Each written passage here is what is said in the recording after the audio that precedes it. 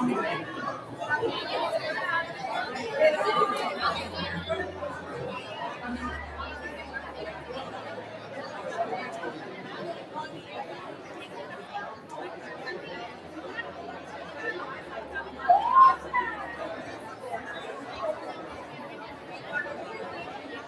and gentlemen, thank you so much for being here today. We're going to get started in about 2 minutes, so please find a seat. The presentation is about to begin in about 2 minutes. Thank you all.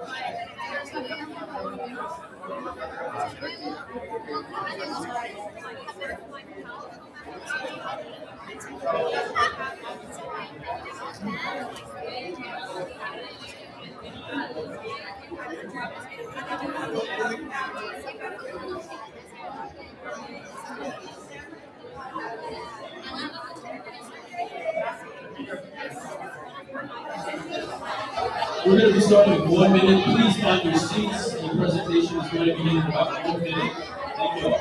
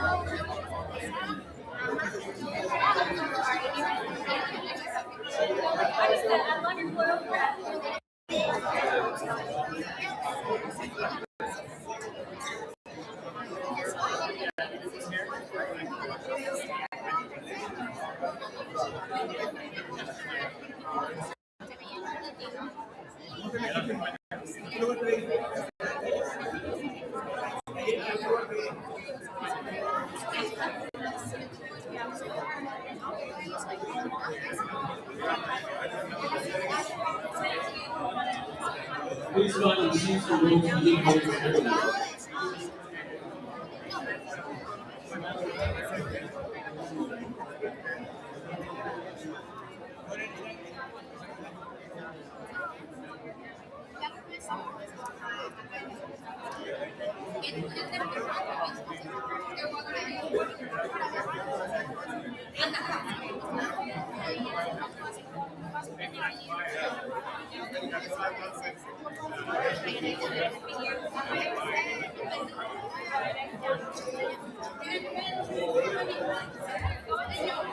Grab some food, grab a drink, find your seat. We're going to start here shortly.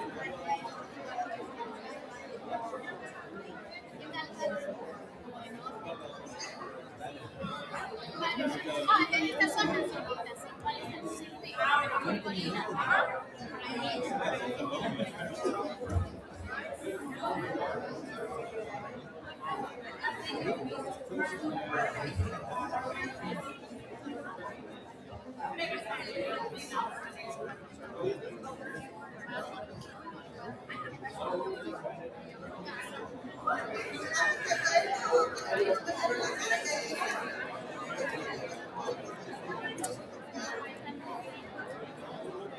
right, guys, we're going to go ahead and begin. If y'all could please find your seats. We're going to start here in about 15 seconds.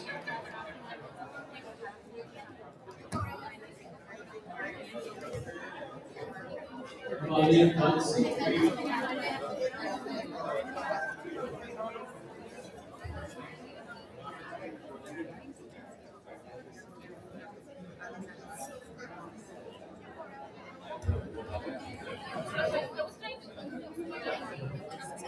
Good morning, everyone. Good morning. Can you guys hear me okay? We're good? Okay, perfect. So, good morning, everyone, and welcome. Thank you all for being here today. My name is Betty Arguello, and I have the honor of serving as the president of NAHREP, Texas Plano Garland chapter. Today's topic is about protecting the deal and preserving the legacy. It's very important to us as real estate professionals. This is very important to us as real estate professionals, and this is also part of NAHREP's mission. And at the heart of NAHREP's mission is empowering the Hispanic community to achieve sustainable home ownership and build generational wealth. But also, building wealth is not only about purchasing real estate. Building wealth is about knowing how to protect what we have worked so hard to build and making sure that the wealth can benefit our future generations. So today we have two outstanding lawyers, attorneys, who will help us do exactly that. How can we do that? And before we begin, I want to call all our board directors to come to the stage, please. All our board directors, please come to the stage. And we're going to wait for Katie. Just be patient, please. And I want you guys to give a big round of applause because they are for their leadership, their dedication, and the commitment to our members and to the community. This is the group of people who work for us, guys. So thank you, guys, and let's take a picture and let's give them a round of applause.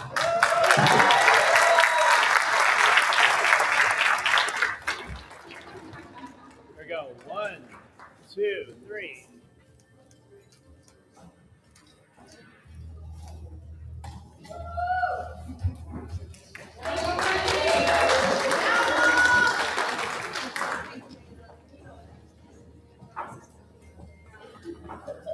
So we really appreciate every one of you guys. Thank you for being part of this board. And also, I would like to recognize our current and past presidents and leaderships of NAHREP. If you guys can stand up, current and past presidents of NAHREP from this chapter and other chapters. Any one of you? Leaderships? We have current and past presidents.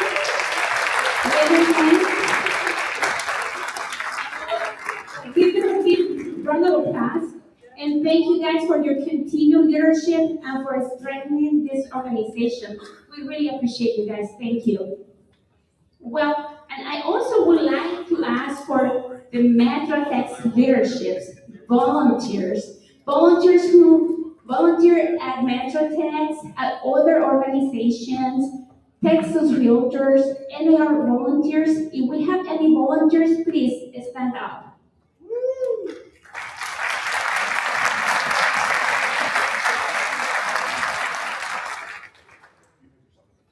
Thank you guys for being here and for the continued service to our profession. We really appreciate you guys. And well, last but not least, I would like to ask all our sponsors, partners, if you can please stand up. Sponsors and partners, please stand up.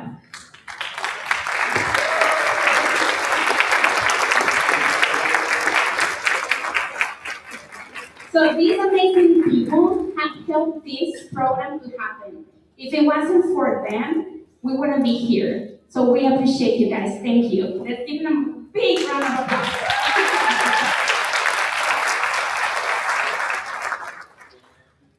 And and this is what NAHREP is about. It's bringing people together. It's sharing knowledge. It's building relationships and creating opportunities, guys. So thank you guys for being here. And protecting the bill is important, but protecting the family, the assets, and the legacy is what makes the deal really meaningful. So welcome everyone, and thank you for being here, and let's have a great event. Thank you.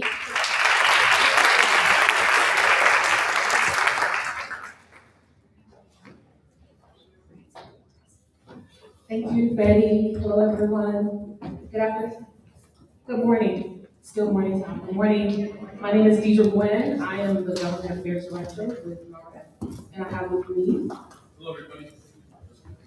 Hi, guys. My name is Rick Pereira. I am the treasurer for NAHREP Texas Plano Garland.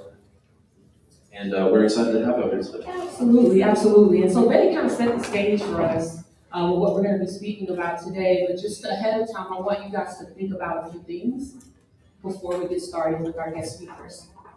How many of you have ever had a transaction delayed because of a probate, heirship, title, divorce, or ownership issue? Raise those hands. Never happened, right? How many of you have ever worked with a client who thought they had authority to sell the property, but later learned they did not? Yeah. Have you ever had a family member say, we all know what mom wanted, but there's no paperwork to support it? Yeah, no way. When you hear the word probate, what is the first thing that comes to mind? Delay, confusion, cost, the family drama, right? Family drama, or something else, any number of things. And so, as realtors, we're not expected to give legal advice, right? But we're often the first to see something that's not quite right. And so the conversation that we want to have today is just helping us understand the red flags and as professionals to make sure that our house is in order, because it's very difficult to consult or advise or mention any of the challenges that we just talked about if we're not living that, right? And that means, do we have a will? Do we have a trust? Do we have financial plans so that we're protecting our families? Denise is going to share with us later on our NAHREP 10 values and principles, and one of those is protecting our wealth. And this conversation is very important in doing so. So I appreciate everyone for being here. Thank you for coming and looking forward to spending this time with you. At this time, I want to go ahead and bring up Brenda, who is our parliamentarian. She's going to lead us in the Pledge of Allegiance.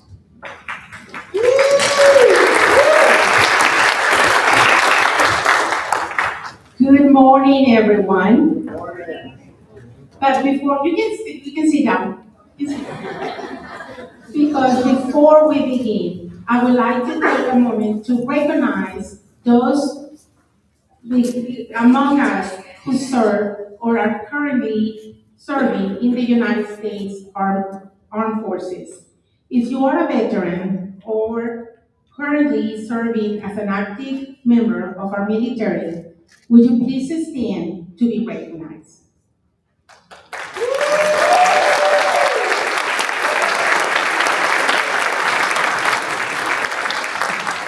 Thank you for your service and for the sacrifices you and your family have made for our great country. And at this time, I would invite everybody that are able to please stand and join me in honoring our nation with a pledge of allegiance. I pledge allegiance to the flag of the United States of America and to the republic for which it stands, one nation, under God, indivisible, with liberty and justice for all. Please take a seat. Thank you. And our next speaker, we have Denise with our NAHREP team. And Denise is our vice president.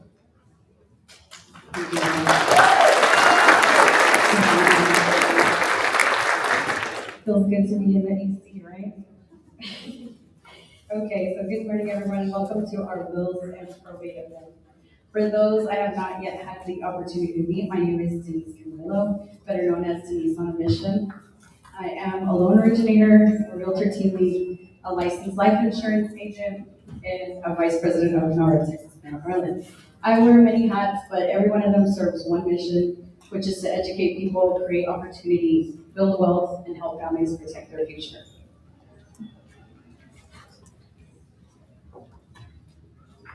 Okay. From wealth to legacy, building wealth is only the beginning. The next responsibility is protecting it. We can spend decades building homes, businesses, investments, and financial security. But without a plan, what we work so hard to create can become confusion, conflict, unnecessary expense, or loss for the people we love most. A legacy is not simply what we accumulate. A legacy is what we intentionally prepare to pass forward. Today, I challenge you to listen not only as a professional, but as a homeowner, a business owner, a parent, a spouse, a child, a member of a family. Ask, if something happened to me tomorrow, would my family know what to do? Would they know what I own, what I owe, where my important documents are, what my wishes are? Have I clearly identified who should make decisions on my behalf? Have I built wealth without creating a plan to protect and transfer it? These questions may be uncomfortable, but avoiding them does not protect our families. Education, preparation, and intentional action do. Leadership is not merely recognition. It's taking what you're capable of and putting it in service. It's something larger than your ego. So today, let us be present, let us ask questions, let us take notes, and most importantly, let us take action. Okay. So the NAHREP 10, these 10 disciplines right here to my left. These 10 disciplines challenge us to have a mature understanding of wealth and prosperity, be in the top 10% of your profession, be politically savvy because public policy matters, be physically fit because wealth without health is meaningless, live below your means and be ready for the next recession, be generous with people who are less fortunate, minimize debt because it is the biggest enemy to wealth. Be active in the lives of your family and children. Invest at least 20% of your income in real estate and stocks. Know your net worth, including the value of your business, because you cannot improve what you do not measure. Okay. So when we educate one person, we strengthen a family. When we strengthen families, we build stronger communities. And when we intentionally build, protect, and transfer wealth, we transform generations. Thank you all for being here, for investing in your education, and for supporting NAHREP's mission of advancing sustainable Hispanic home ownership and generational wealth.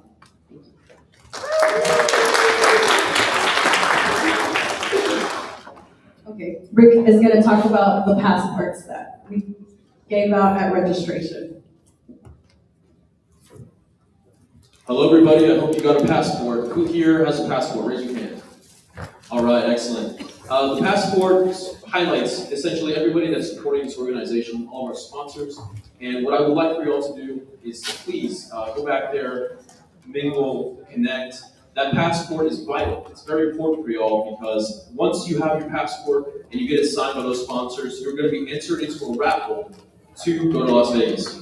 We do have a special guest that's going to be talking about that later, and y'all are going to love it. So please make sure you go back there, you get that signature, and you'll be entered into the Las Vegas raffle. Thank y'all.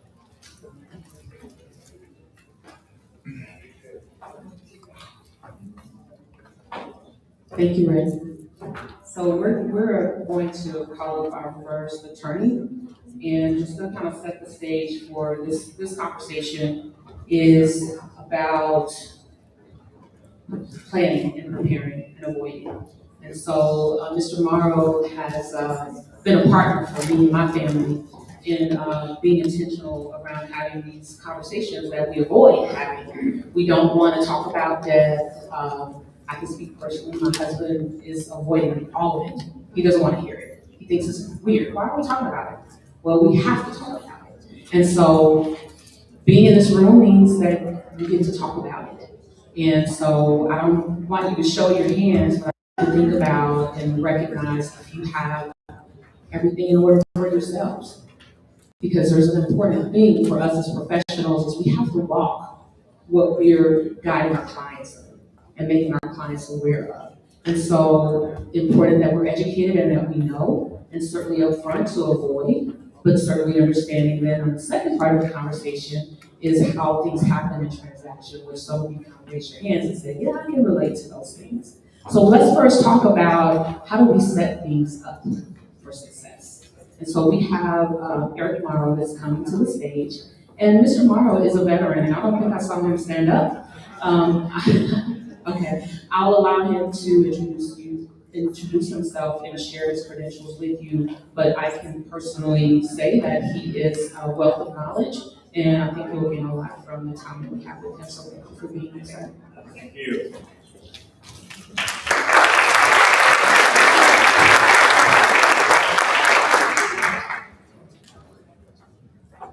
Oh, there's a lot of you guys here today. My name is Eric Morrow, as you said, and I work with my wife at the firm Morrow. We're located in Mesquite, and we actually will be opening up an office in Plano too as well. We mostly focus on estate planning, probate, the things that you're saying that nobody wants to talk about. One biggest thing that people don't realize is needed in almost all cases, some form of planning. It's not just because you're rich, it's not because you have this or you own this. It's always needed to make sure that your family can handle your estate after you pass away. Estate planning isn't always just about after what happens when you die. It's also about planning when we're still alive, but maybe unable to take care of ourselves. It allows us to, with all the different types of documents there are, it allows us to make sure we have a plan for this. And that's the biggest thing. We can assume that it goes to our spouse, we can assume that it goes to our children, but unless we have it written down, it doesn't always work out exactly the way it works. And even if it does work that way, it sometimes takes a lot longer to get there. Especially, the real estate professionals know about the probate without a will, and sometimes it take up to a year and a half. Things like that. These are time-consuming things we're spending a little bit of time planning to avoid it. So like wills, those are what allow you to dictate what happens after you're gone. It allows you to choose, do I want to provide my spouse, do I want to provide for my family? And different children in different ways. Especially with blended families, having something written is going to make it a lot easier. Because things don't always happen the way you want, like I was saying, especially like with homeownership.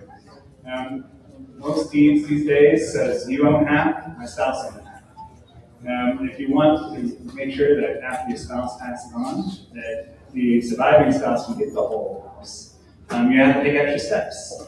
If you have blended families, it goes to the children, not to the spouse, things like that. But you can avoid that with things like a transfer death deed, or what some people ladybird deed, or enhanced life estate deeds. And these are how we transfer the house. Without having to go through a probate process.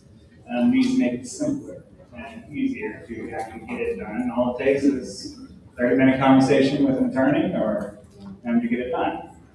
And then we have like our power of attorney documents. These are what helps us make decisions, allow us to pick somebody to help us make decisions when we can't do it ourselves. You have your durable power of attorney, your finances, your legal, your everything underneath the sun but medical. This allows you to set it up in a way where family members can sell your property if we're unable to do it ourselves, or as we get old and we're trying to downsize.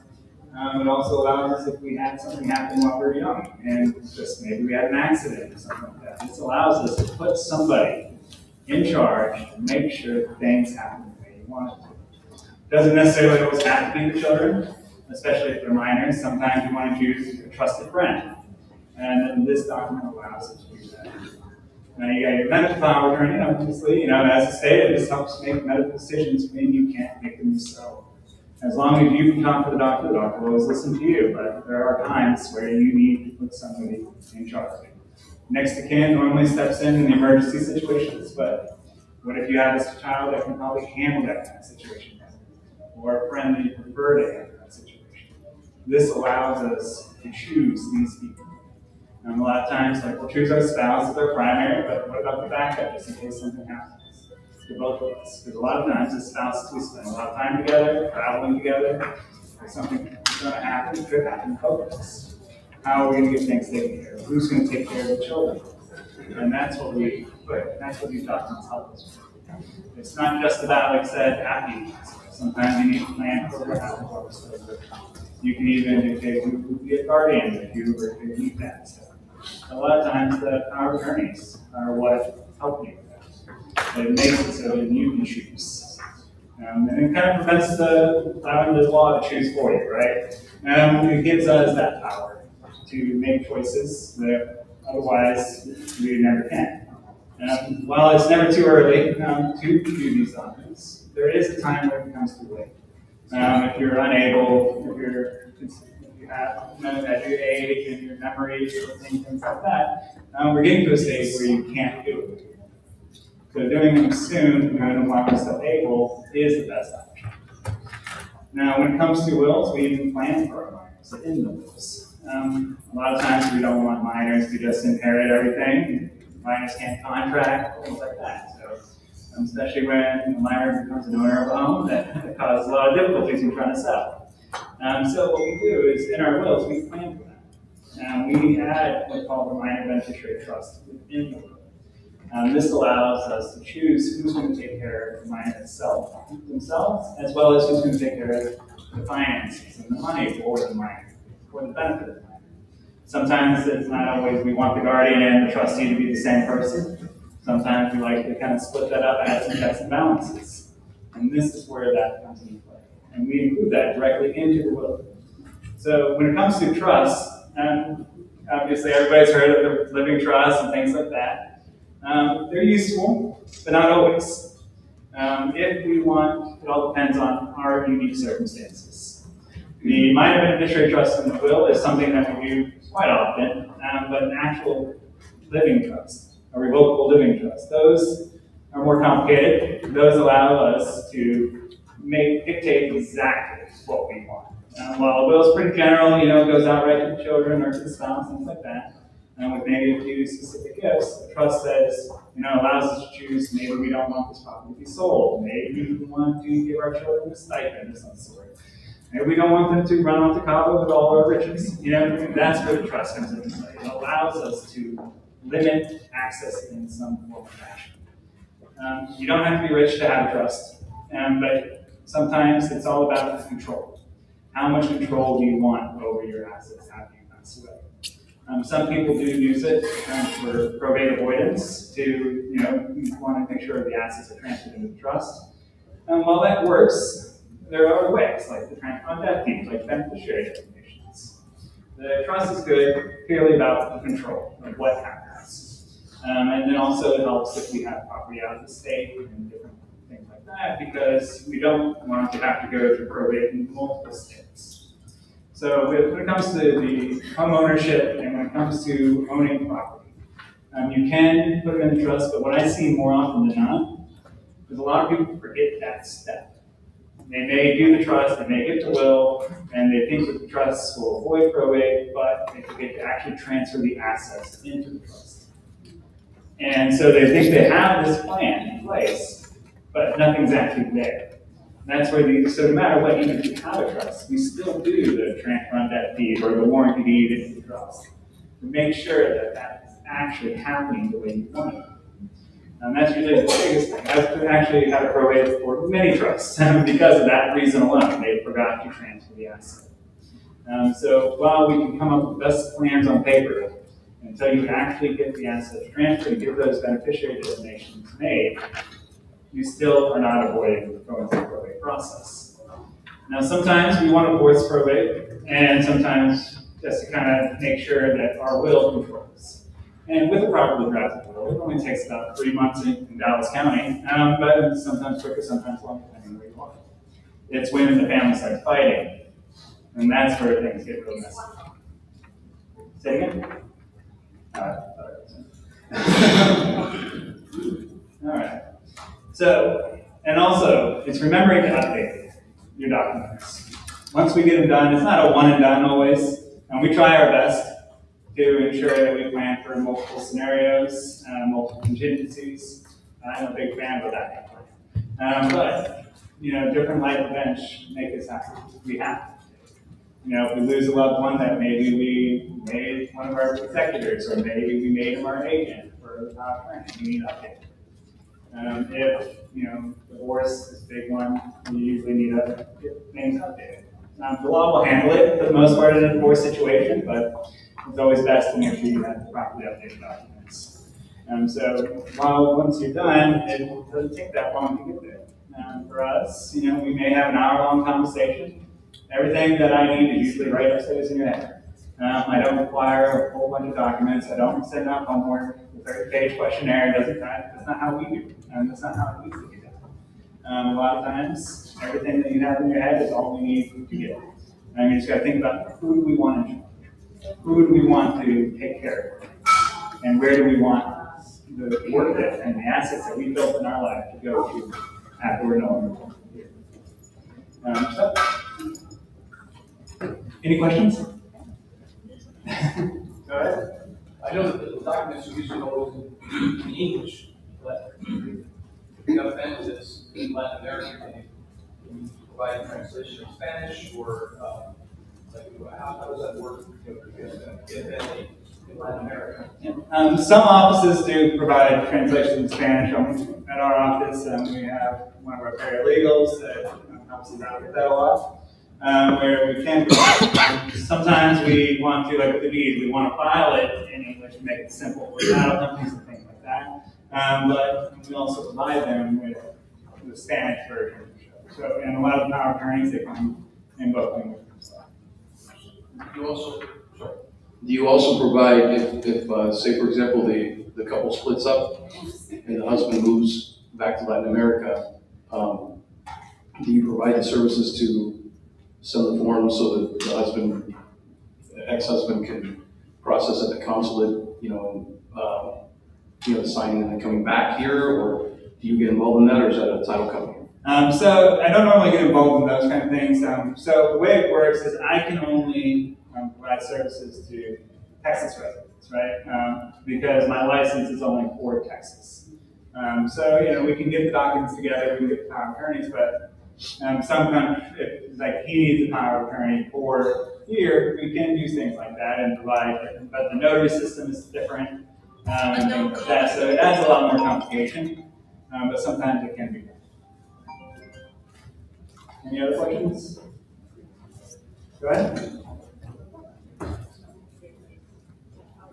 I've just been furiously writing questions, so I'll only do No, you're one. fine. Why would you probate in multiple states?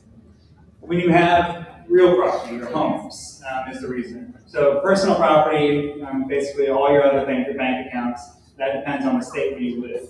But real property, real estate, that you have to probate depending on the state that that property is located. So currently we have, I've had multiple active cases where we have probate in Texas, and now I have to send them over to Oklahoma to get the mineral rights, get all that taken care of. So, any other questions? Good morning.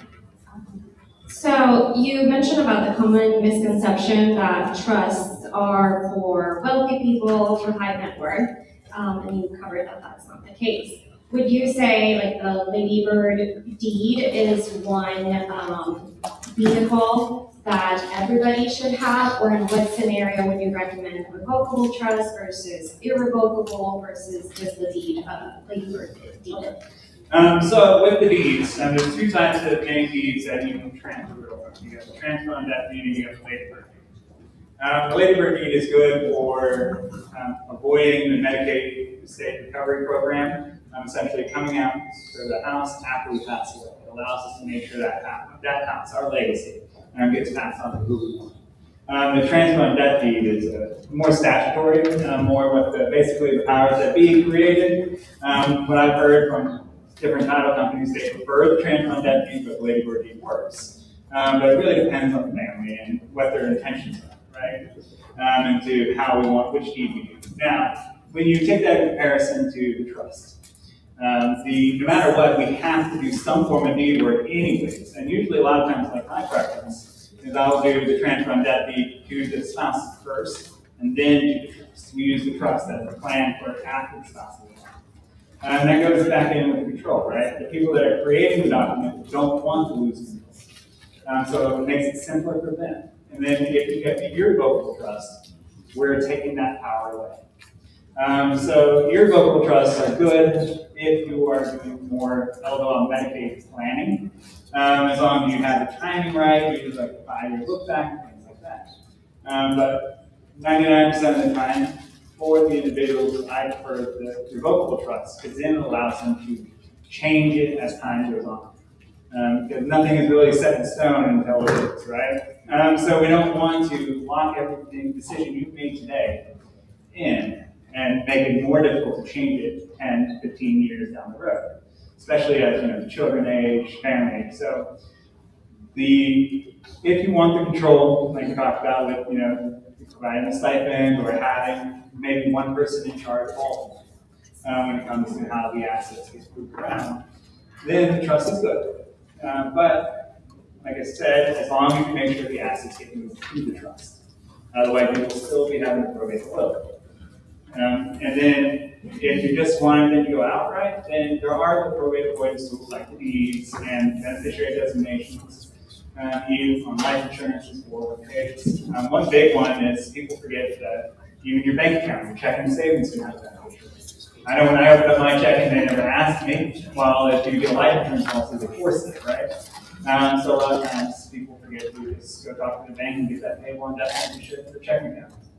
9 times out of 10, it's the bank account or the home is why people have to work. And that's usually my issue. I have a question. Do you recommend doing a transfer on debt deed with your estate planning or doing it prior? So I usually recommend it with it. It depends on your unique circumstances. If you're planning on selling for the next year, now you're doing a benefit analysis of is the cost to get it done worth, because the deed follows the home. It avoids as soon as you sell it, right? What if you have a blended family? When you have a blended family, I almost always recommend it. Because the spouse will not just easily get the other half of that house.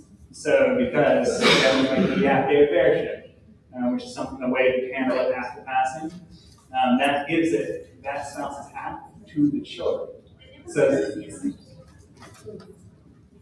essentially, that makes it so that the deed prevents all of that mess, right? Especially if there's 6 children, or depending on how many kids we're talking about, it makes things more complicated. Or if in some blended families, maybe the children were already adults and long gone before they got married, so they have no sympathy for the situation and they want their share.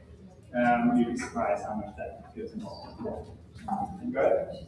What about properties out of the country? Say again? The properties that are out of the country. When property is out of the country, it's essentially the same thing like if it's out of state. You will have to probate in that country. So we've had many people where they're working on a probate in Mexico, and then they're also having to start a probate in Texas. So it's essentially similar to if you're out of state, you have to do it in that location.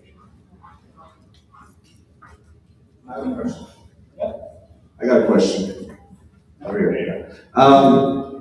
What about insignificant others? There's a car accident, common law. How does all that work?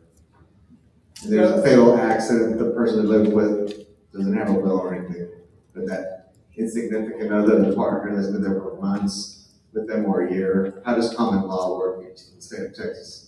What rights do they have? Yeah, so common law isn't as easy as it sounds to actually happen, and it's hard to prove. So essentially, you have to follow the certain steps of, holding yourself out of being married, sometimes filing joint taxes, things like that. So it's more about evidence-based. Is there enough evidence that you were, and depending on who's fighting you on that claim. Then essentially you have to go through the court process through what's called intestate when you pass power will, and then get to court to determine who the heirs are.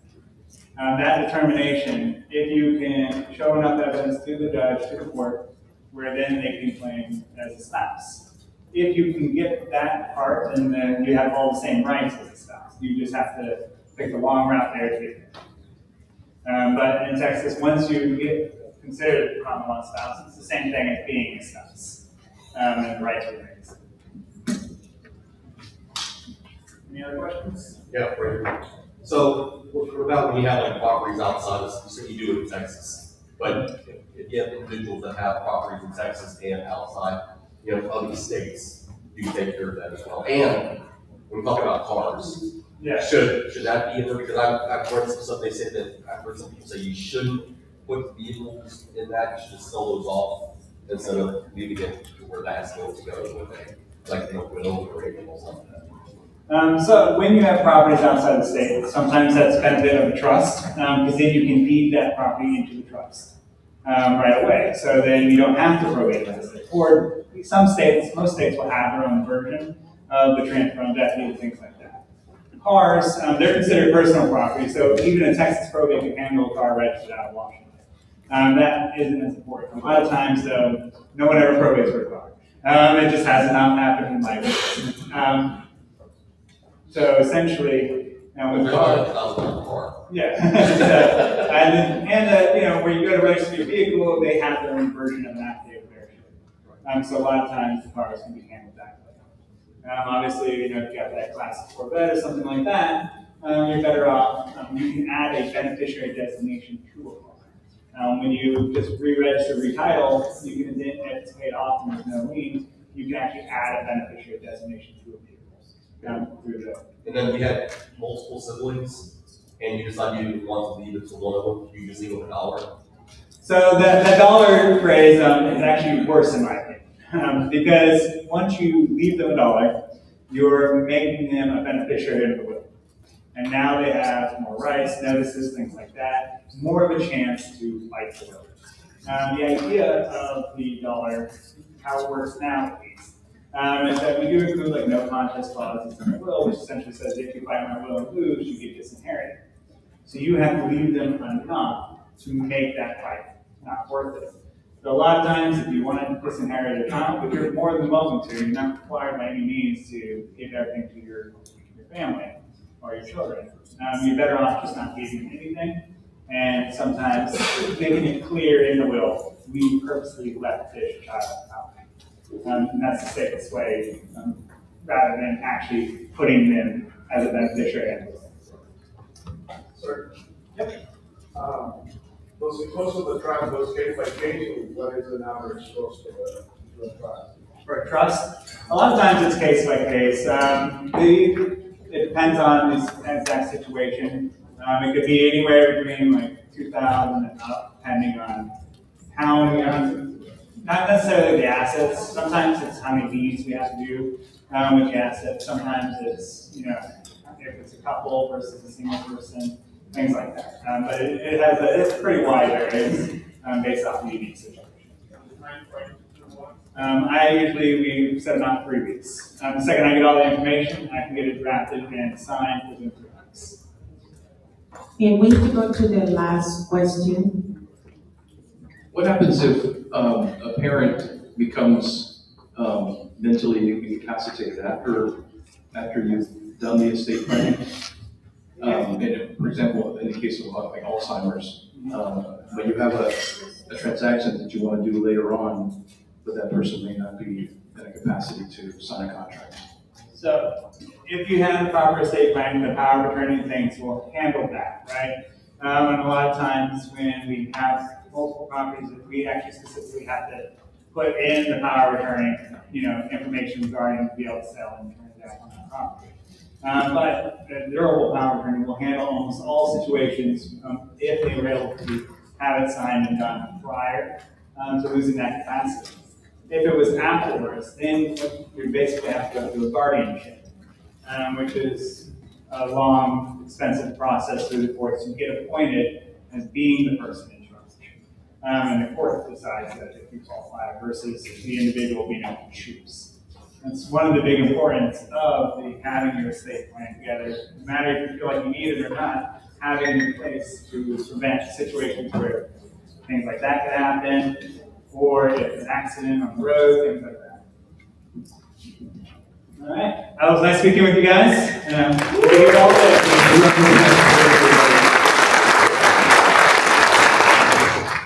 Okay, now for a brief intermission, we are going to go ahead and call up Mr. Mark, who is our secretary, and we are going to call up Lisa, who is our educational director. We're going to have the raffle. Does everybody have their passports turned in? Looks like Mark is going to pick this up. I also have Margie Montalvo here, who is our membership director. She has a few words for us. I want to say thank you so much to everybody for being here. Thank you to all the realtors, loan officers, title companies, to everybody, to all the industry. And now we want to do the raffle. Where's my friends? Where is Teresa? Where is Martin? They're not here? We want to do, we want to make someone happy. We want to do the raffle. Are you ready? Are you ready, guys? Yay! A little bit. Thank you everybody. Thank you for Plano Garland chapter. This is for you. Thank you so much for being part of our family. Now we want to call please is the secretary with Texas Plano Garland chapter, and we wanna what is the last name? What is the basket? We need a basket. We want to call and thank you to all our sponsors. Thank you so much. Thank you so much for First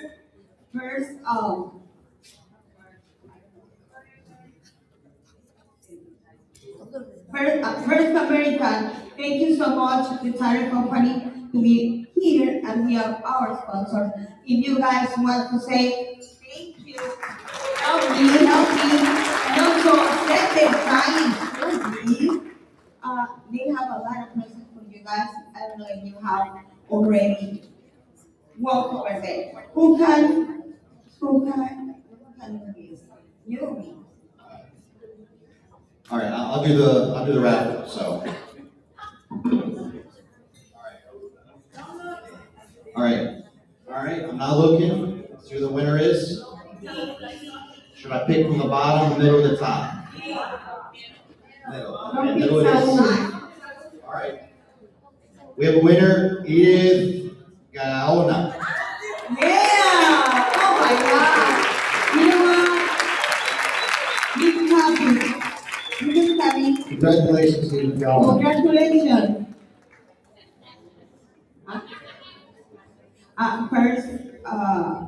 First North America title. Let's come on up with your gift. Yes, please. For the winner. And also, can you come in here and tell everybody how you know about this event? How I found out about this event was because she posted a reel on Instagram. This is the proof that social media works. So. Yeah. Congratulations. First America. What is the present? Oh, sorry. Home warranty. Sorry. Oh, so sorry. I thought it was home warranty. So we need home warranty. All the realtors. Yes. Thank you so much. Thank you. Hello, everybody. My name is Gloria with First American Home Warranty. So if you haven't visited me over at the table, please come by during the break or afterwards. And I brought a lot of marketing material for you. I use the product that I sell, so I know it really well, and I can definitely help your clients. Okay, thank you. Thank you so much. Thank you. Oh, next. Cano Molina. Where is Cano Molina? Thank you so much for insurance. Yeah. Can you come in here, please? Who's gonna be the winner? All right, winner today is, we're gonna pick from the bottom. And the winner is Eric Mauro. Come on up, Eric Mauro.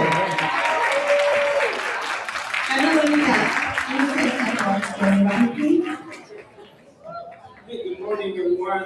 We are back there with Plano Insurance. We are helping people to get affordable homes, houses, boat, mobile homes, businesses, whatever you need in terms of property and casualty insurance. We are back there. You just pass by. We have a lot of material for you. And welcome. Thank you so much. Thank you. Can you clap me, please? No, you want me? What is the gift? All right, next raffle. No, what is the gift for you? Carolina. Carolina Morena, please come up with your gift. No, Carolina Moreno. Katie Cole, I'm so sorry for holding. Where is Eric? Who is that? Eric. Oh, Katie Cole, Katie Cole. You want to give the prize? Oh, thank you so much.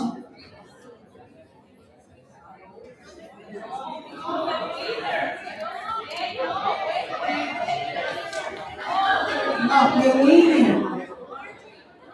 Yes, Eric was the winner. So sorry, guys. You are the winner. I don't know if you can fit here. Eric is the winner.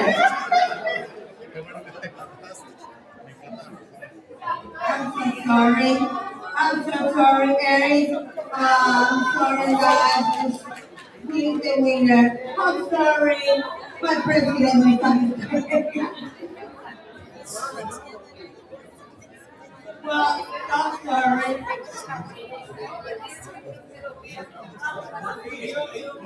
Yeah. We're gonna give it to you.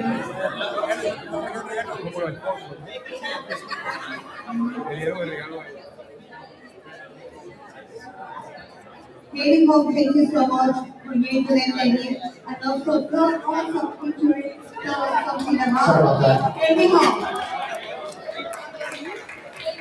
Good afternoon, guys. Round of applause. Keep it on the house. Alright, hello. My name is Eileen Mortaya. I'm one of the sales counselors with KB Home. So we just had two mini raffles for $25 gift card, which we just gave to, I think his name is Eric.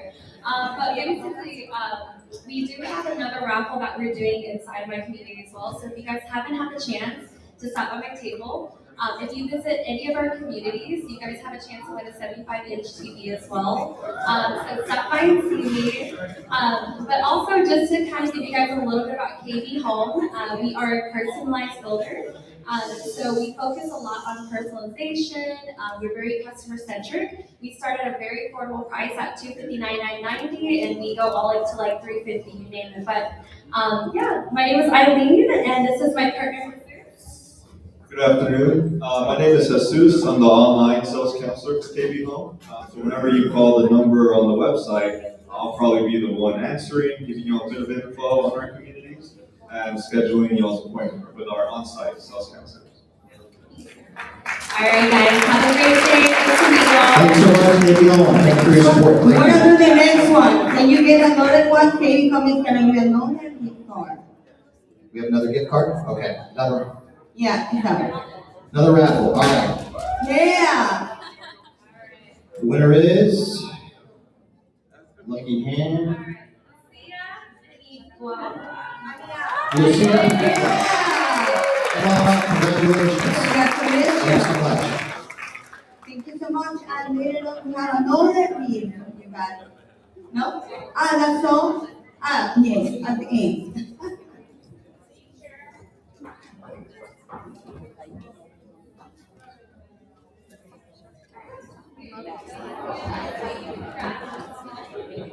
Big round of applause, congratulations. Thank you, KB Home, thank you. I want to announce we are 3 winners in, so we're going to do another raffle towards the end with another 3 winners. So. Oh, yes, the biggest prize tonight or today is the ticket for the Las Vegas trip. So we'll be announcing the winner for that raffle as well.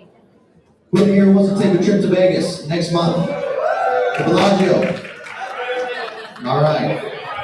We're going to have one lucky winner, so we'll keep you updated. Thank you.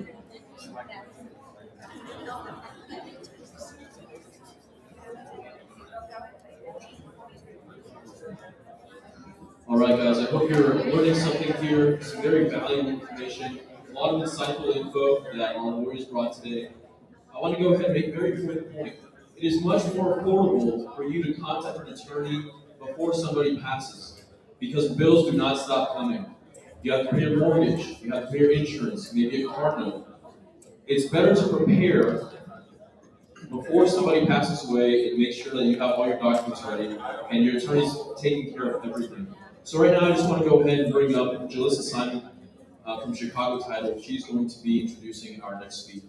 Ms. Jalissa, come on down.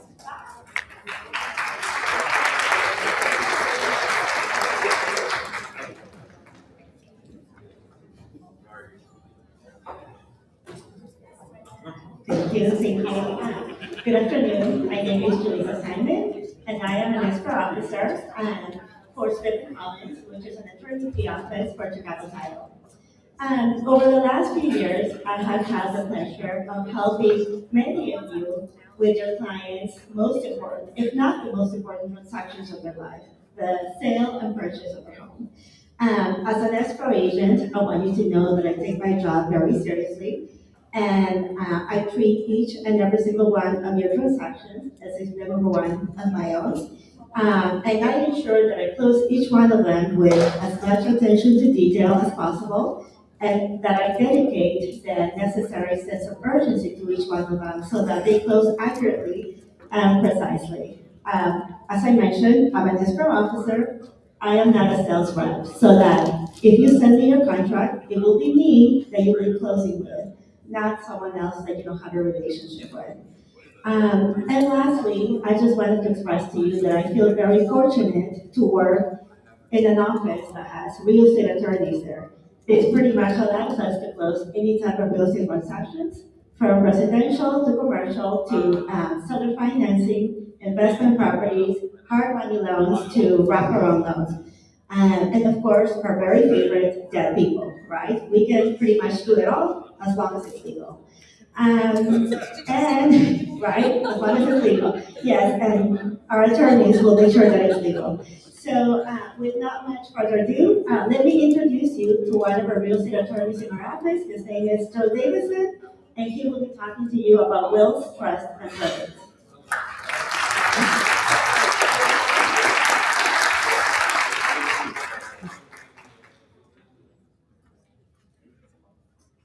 Good morning. Thank you all for having me here. It's always a pleasure. I want to let you guys know how much I appreciate this organization. It's important. The work you do is important. The way you support each other is important. And the way you support your clients is important too. And these are all very meaningful missions that you've set out here. And I do appreciate that. Like Jalissa said, I'm a title attorney. So I'm going to talk more specifically about title-related matters that arise or are triggered by death of the property owner. And I've passed out some sheets that are on the tables, just to let you kind of follow along with what I'm going to talk about. And take some notes and write questions if you have any. I'd like to follow up on something that Eric talked about briefly. I want to hammer this home, so if you leave here just remembering one thing, I want you to remember transfer on debt deeds. Because transfer on debt deeds they're efficient, they're powerful, they're inexpensive, and they're convenient. And if you're taking one step to protect the biggest asset of the family, and that's their home, if you remember one thing today, just remember transfer on debt deeds. Some of these topics, especially debt, are difficult to talk about because we have fear of the unknown. And what I hope you leave here today is a little bit more knowledge so that you on the front lines can see red flags and diffuse some of this fear by having knowledge that these problems can be resolved, and knowledge that if we plan appropriately, we can avoid some of them altogether. The probate process in Texas is rather simple. Compared to some other states, it's fairly quick and it's fairly inexpensive. That's not to say it's free or it's fast, but it is fairly efficient, and it shouldn't be something that people fear or avoid entirely. If they must probate an estate, then we have a good system for addressing it.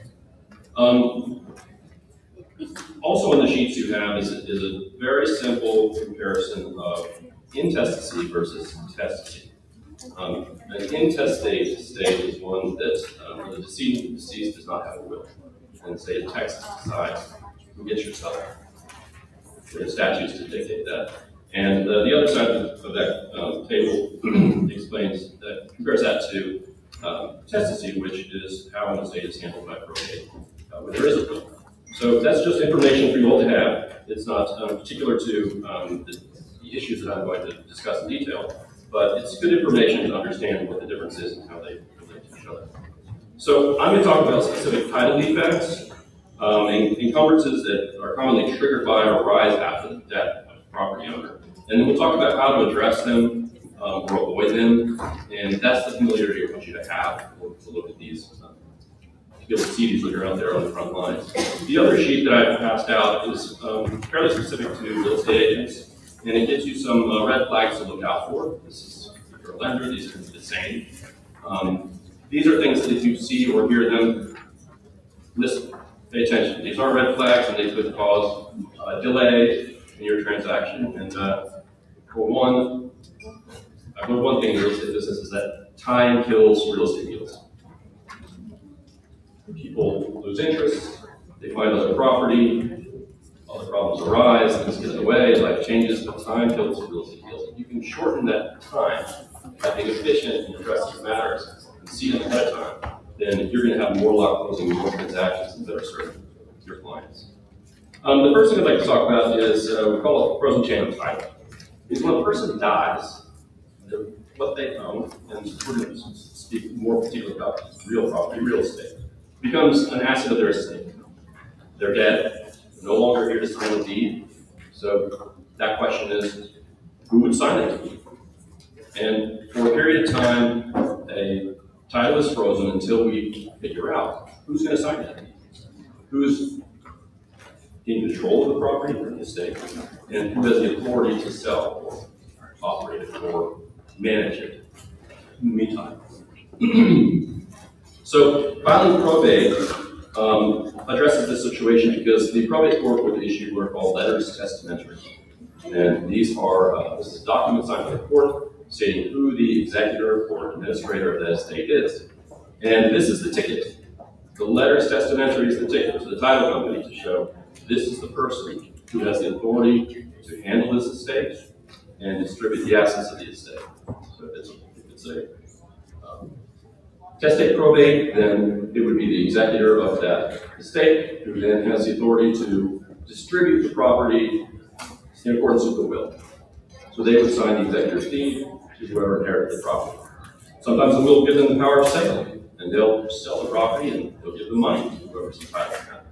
But letters testamentary are the key, and that should be something that you ask clients about if they mention that the owner of the property has died.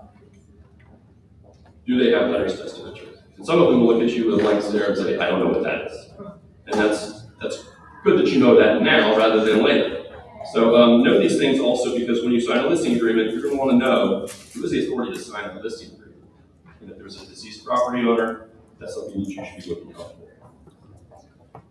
for. The next one I'd like to talk about is fractional ownership. And this was addressed earlier with blended families as the largest problem that we have here. When someone dies without a will, they die intestate, and the state will decide who gets their stuff. Sometimes that can be a number of people. If someone is a single mother and they die with 9 children, they don't have 9 children that have inherited, likely inherited they own. Some of those children could be minors. Some of them could live in other places. Some of them could be deceased themselves. So it becomes very complicated when you have many heirs that control a piece of property because they have to act in unison. They have to all collectively decide what to do with that property. And that can become a problem whenever you have siblings or heirs that do not get along, that are incarcerated, live in different places. So I often get families will come to me and they'll say, well, I want to leave my property to do with my children. And they're upset. I don't think that's a great idea. I think deciding to sell that property and give those children money is a good idea. Or establishing a trust that benefits all of those children. But you need to have control of that property. And herding 7 siblings that live in different places or 7 heirs is difficult. It can cause that delay to filter transaction. And they may not get along. And they may have liens themselves that attach to these properties. It can create a lot of different homes for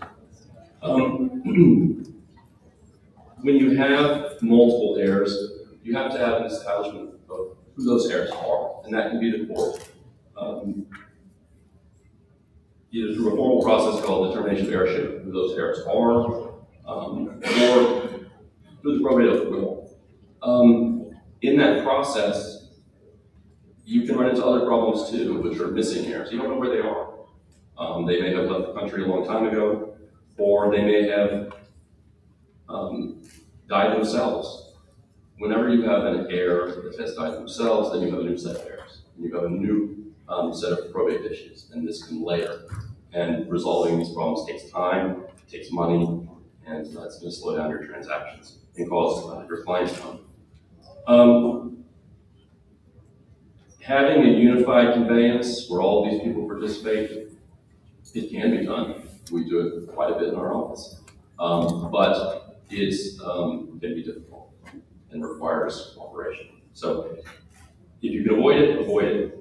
The most common situation we see is when for example, a husband passes without a will, but he has adult children from a prior marriage. This is the blended family concept that we were talking about earlier.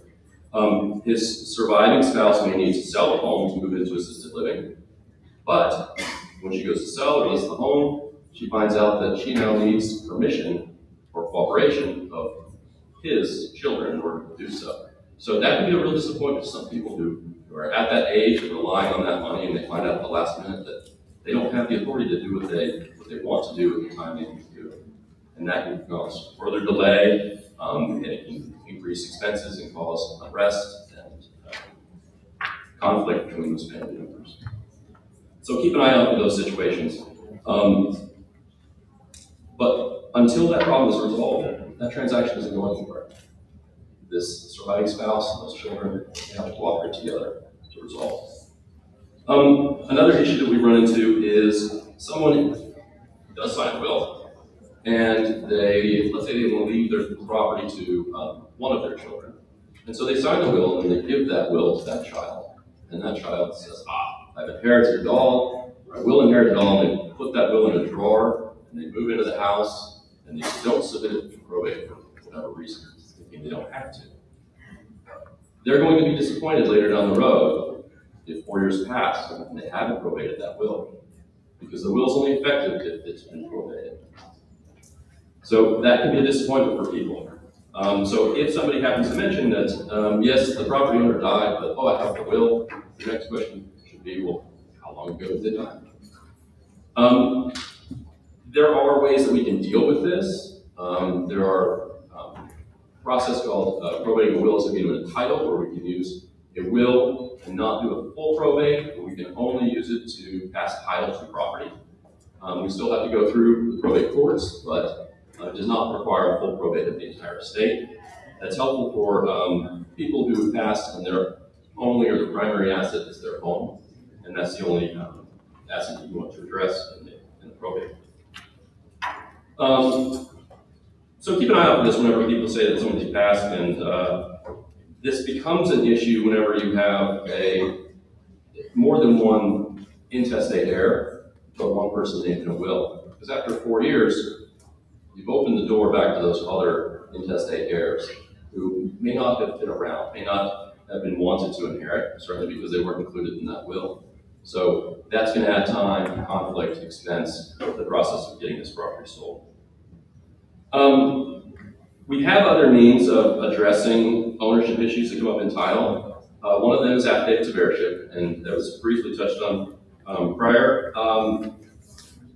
Affidavits of heirship, if you don't know, I'm going to tell you just real quickly, is a sworn statement by an interested party. That's somebody that would have inherited from a deceased person. They swear to the marital history of the deceased person and who their heirs are. Now, this is an affidavit, it's a sworn statement, and it is also corroborated by two people that knew the deceased for more than 10 years and corroborate all the statements of the interested party. Now, most commonly we end up using these after 4 years have passed and there is no will presented for probate, or there was a will and it was not presented to probate, as an attempted shortcut, not going to court, but then filing in the chain of title these affidavits that establish who inherited from this deceased person. They are very useful in certain situations. They can create issues though. Anybody ever watched the show House? The troubled doctor who was the amazing diagnostician. He lived by one mantra, and it was, everybody lies. Now, I don't believe everybody lies, but I have to think that way. Because when people are filling out these affidavits as an interested party, they're prone to be self-serving. I've seen instances where they conveniently forget about that brother who's in prison or the sister who moved to a different country. And when they're reminded later, they seem surprised that you found out about that. And it creates a problem. Most recently, I had a situation come up that was a matter close to a different title company, not mine, but the title underwriter simply refused to accept affidavits of heirship any longer because these parties had recorded multiple versions of them and corrected them multiple times, and they were never correct or complete. And so the underwriters decided, we're going to require a probate. We're no longer going to accept these. And that is the discretion of the title underwriter. So you may have different offices that have different standards, and all the facts are going to be specific to certain situations. So talk to your title officer, talk to your underwriter, have them talk to the underwriter, and see if affidavits of heirship are going to be appropriate for your situation. One thing that was mentioned earlier is the MERP program, which is the Medicaid Estate Recovery Program. And this is a matter that comes up whenever a property owner, prior to their death, they've accepted Medicaid funds for their treatment or living. And Medicaid has the right to recover that money that they paid. So if somebody has their own home, the state of Texas wants them to live in that home or sell that home and use the money to support themselves. If they don't, then they accept money from the state. The state wants to recover some of that money if they die owning a home. Now, this is an issue because there is a 5-year clawback for Medicaid. So if a property is sold, Medicaid can go back and undo those transactions for 5 years to collect their money. So what happens practically is your contract gets the title company, the person has died within a certain period of time, usually 2 years, sometimes 90 days, depends on the circumstances. And your title officer or your escrow officer will contact Medicaid to get a MERP release or a statement saying how much money is owed. So what will happen is either the debt to Medicaid will be paid from the proceeds at closing, or Medicaid will look at the circumstances, they may waive it, or they may say that no money was accepted. But for someone who has passed recently, they're going to require that release or that statement saying how much is owed. This is going to delay your transaction. It can take, Lisa probably knows better than I do, 90 days or so. Sometimes I've been able to do it as quick as 20 days. But it's something that's going to slow down the process. And it can also be a surprise to some people who didn't know that they had to pay that money back. And they're going to be very surprised if there is a payment due, and that comes off of their settlement statement and reduces their bottom line. They're going to be disappointed. And it's not your fault, it's not my fault, but we're the ones that are trying to get them across the finish line in this, so we have to deal with that fallout. So be prepared and with somebody's expectations whenever there's a recent death. And perhaps you know or don't know whether they accepted Medicaid prior to their death, but again, a red flag to keep your eyes for. Occasionally I have people that will end up in my office and they will say, oh, my parents didn't pay property taxes. Okay, that's interesting because we all should pay property taxes. There are very few instances where somebody does not pay property taxes. And they usually relate to whether they're 100% fully disabled veteran or spouse of a fully disabled veteran or the surviving spouse of a first responder or veteran killed in service. Very, very few circumstances where people don't pay property taxes. What we do see is elderly people that have property taxes deferred. So they owe them, they just aren't paying them. And their heirs are surprised whenever that bill comes due, and they realize, uh-oh, we owe all these taxes for these prior years. And it's a disappointment. So, be on the lookout for that red flag. My parents didn't pay property taxes. That you need to prepare people for disappointment, or at least point them in the right direction. I'm not recommending you give them any legal advice, but perhaps they should look again at those bills. There are circumstances where those deferrals can continue for surviving spouses and situations like that, but if somebody's just expecting not to pay property taxes, they're going to be, most of the time, disappointed. The last issue that I'm going to talk about, and then I'll open it up for questions, is matters relating to prior generations. What we're talking about here is legacy. And we want to preserve wealth by moving large assets, primarily real estate, to subsequent generations. And doing it the right way creates wealth for those generations. If we move assets or houses to younger generations without going through the proper steps, sometimes we end up with errors that were made 2 generations, 3 generations ago. And we only discover them once they get to the title company and we research the chain of title. Unfortunately, sometimes the way that we can address that is by having sworn statements and affidavits, but it's been too long. The people that can make those sworn statements are no longer around, or they are but they don't remember, or they're elderly and they have dementia.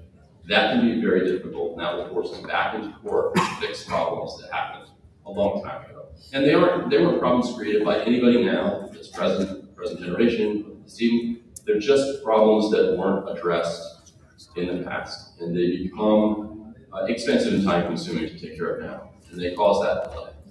And that delay is not only disappointing, but it can delay paying for nursing care, or medical care, or travel, any number of things. So, keeping an eye out for those situations. Just understand that they can be overcome. It's going to be time consuming and can be expensive. And if you can see those on the front lines, notice those red flags, point your clients in the right direction, then there are ways we can navigate around them and get started the process earlier to get resolution faster. So you're charged with these things, and when you see them, speak up, ask questions, and point people in the right direction. Good question.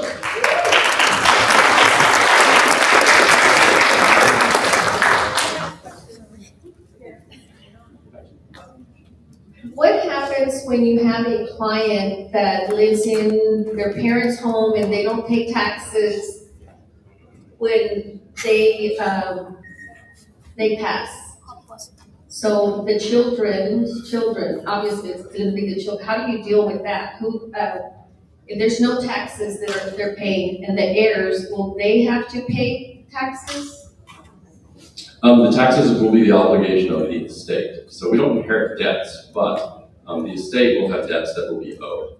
So there will be a tax lien filed against that property. Usually whenever you have a deferral, there's an automatic tax lien that goes with it. That will be discovered in the title. Well, how far back do they go? For instance, I have a client that they've been living in their parents' home and their parents passed away years ago. So they just never changed the exemption. I mean, they've never changed the over 65 and exemption. And they've been accepting that. Correct.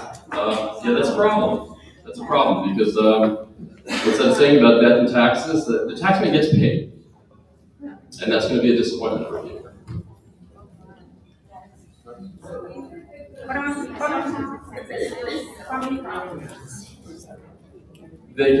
There is a tax lien created with those deferrals. Can they sell the property? Yes. If they want an insurable title through a title company, then that tax lien will need to be satisfied for a clear title to be paid. And those taxes would then be paid from proceeds or additional funds outside of the transaction. So I'm going to comment really quickly on the tax issue, and I'm going to ask my question. I am working with a family who passed away 24 years ago. No one paid taxes. They've been living in the house. There's a sheriff sale coming up for $225,000 in delinquent taxes. There is no mortgage. It is taxes owed to the city of Dallas County. Sheriff sale is coming. And how much is the property worth? It's announced. They're selling those lots for $350. We are scrambling to sell it quickly in the dirt. $225,000 in delinquent taxes for 24 years. And if you run into a situation where there is a pending sale or suit filed, speak up quickly. Don't wait to call somebody on Monday before the Tuesday sale. It's just not going to work. It's very, very difficult to get one of those sales, get an injunction or a couple of those sales delayed. The sooner you know, the more opportunities there are. The county or whoever may be after these have these liens, generally they don't want to take people's homes away from them. They don't want to do that. And if there's a genuine effort to sell property, to contract, if there's even a real estate agent that's been hired to list and sell it, let them know as early as possible, because most of them are reasonable people. It's far more difficult to undo a erroneous sale than it is to delay a sale and allow people to fix the situation and prevent a bad sale from happening. So just don't wait till the last minute and run into this. Yeah, my hair was black last week. I scrambled. So my question is, really quickly, and maybe the thing about that thing. What is the difference between transfer on deed and labor? Is it the same? And roughly how much is it to get done and recorded? Okay, transfer on deed versus labor deed. Fundamentally, they do the same thing because they convey property. That's the title property on death. The way they do it is a little bit different. A labor deed contains what we call a legal fiction, which honestly I've never been all that comfortable with. They've been around for a long time, longer than I've practiced law, but I don't use them. I don't write them. We have developed the transfer on death deed. It's become a new device within the past 5 years, I believe. It just seems to be cleaner and more concise. The labor deed involves the reservation of certain rights and controls over property despite having conveyed title. It's complicated, and again, I'm not really a big fan. In my office, I really promote the transfer of death deed because I think it's clear. Transfer of death deed, depending on how many layers you have with beneficiaries, like Eric mentioned, having a transfer of death deed that goes to spouses and then possibly to a trust afterwards, or to a child, or if that child is predeceased, then to a successor beneficiary. Depending on how many layers you have, it can be anywhere from $300 to $500. And most of the time, it is 1 or 2 layers, and they're very straightforward. They're about $300 plus the cost to import. That's what we charge in practice. So that goes back to, is it efficient? Yes. Is it inexpensive? Relatively. Is it powerful? Yes. Does it preserve or at least get the asset that you're trying to protect to the right people? Yes. That's an affidavit of ownership after the fact, and again, you're dependent on whether an underwriter will accept it within a certain period of time. Because you have 2 years to probate, or claims against the estate are over 2 years after someone dies, that creates issues whenever there's not been a probate of that estate and you're trying to resolve title matters with affidavit of ownership. So affidavit of ownership is more of a, I don't want to say it's a last resort, but it's a tool that's further down the line and happens after the fact, whereas a transfer on death deed or a lady bird deed, they're planning mechanisms. And I would like to point out that they're not, a transfer on death deed is a non-probate transfer. So matters that may affect probate do not affect the interest in real estate that's transferred with a transfer on death, because the transfer happens outside of probate. It happens instantaneous, so long as that deed is properly executed and filed prior to the decedent passing. Yes, can a deed be transferred with the cloud on the title? This person died, the family is trying to sell the home. This person have a home, have a loan with Compass Bank. Compass Bank is not existing anymore, it's PNC Bank. PNC Bank doesn't have the record of the loan, but doesn't want to do that. I think I understand your question, that you have a lien on a property or a deed of trust where that lender doesn't exist anymore or is not responding. This happens. Usually you need to go to court and determine who has valid liens against property. And sometimes lenders don't want to talk to you or whoever's calling because you're not their customer, or you're not the person that they have a loan with. Sometimes it takes time to find who is the holder of that loan. Sometimes they get lost. Sometimes like too many years have passed, the deed of trust becomes unenforceable through foreclosure, and the lien is just, it's no longer good. The debt's still being owed, but the lien against the property is not. And that's something that coming to a title company or talking to an attorney is going to help you navigate. But yes, that problem does arise. And sometimes your only answer is to it. Joe, thank you so much for your presentation today. I have a question. I mean, you mentioned that you're not a big fan of Lady Bird deeds. What would be another alternative for people trying to protect themselves against Medicaid, that 5-year clawback? Because Lady Bird, if I remember correctly, does have some provisions that help on Medicaid. What would be a better alternative if not Lady Bird? No, I wouldn't say the better alternative, but a transfer on death deed will accomplish the same goal. The Lady Bird deed has been around longer and it has more supporting case law, despite the kind of legal fiction it creates. There is a history of case law that does support it. So in that respect, it does have more history behind it that lends itself to avoiding those clawbacks. But the transfer on death deed, I believe, is cleaner, and maybe Eric can speak to this. I don't know about legislation or case law that has changed the effect that a transfer on death deed has on Medicaid. So I tend to lean in that direction. There are some circumstances where people do want to control and still have an interest in that property while they're living. But I would say 90-95% of the time, a transfer on death deed seems to be the cleaner, more efficient tool.